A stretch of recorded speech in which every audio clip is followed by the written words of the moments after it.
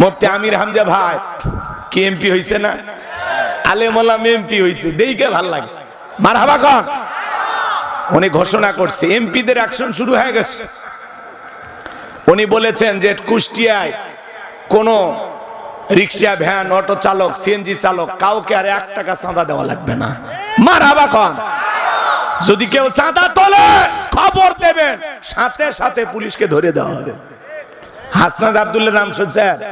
MP হয়ে ঘোষণা করছে কই কেউ যদি চাঁদা তুলতে আসে খুঁটির সাথে বাঁধতে পিটাবে। মারহাবা কর। তা সাহসী হওয়া লাগবে। আপনার এলাকায় কেউ যদি চাঁদা তুলতে আসে, আশেপাশে 2-4 জন থাকে না, চোখ দিয়ে টেপ দিবেন, মানে সবাই মিলে ঝাঁপে পড়বেন, আচ্ছা তারে রাম ধোলাই দেবেন। কথা কি বুঝছেন? চাঁদাবাজির দিন শেষ, রুখে দেওয়ার বাংলাদেশ। কথা বলেন। বাংলার জমিনে কোন চাঁদাবাজ, টেন্ডারবাজ, সন্ত্রাস এদের জায়গা হবে না। এখনো সময় আছে, ভালো হয়ে যাও। কথা কন। বেটা রোজগার করে খাইতে পারো না?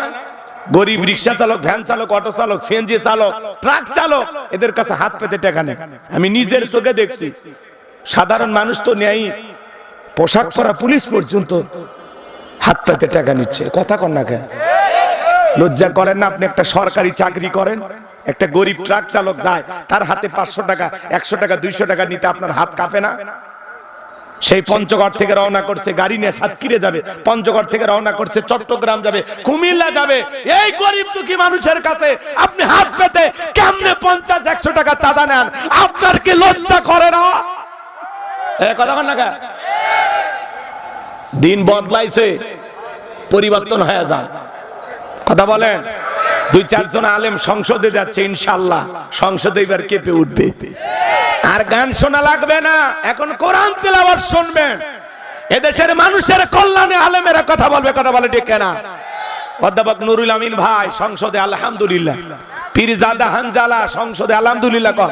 অনেক আলেম ওলামা যাচ্ছে, দেখে দিলটা ভরে যাচ্ছে। একটা ভারসাম্য এবার রক্ষা হইছে। আর মমতাজের গান শোনা লাগবে না।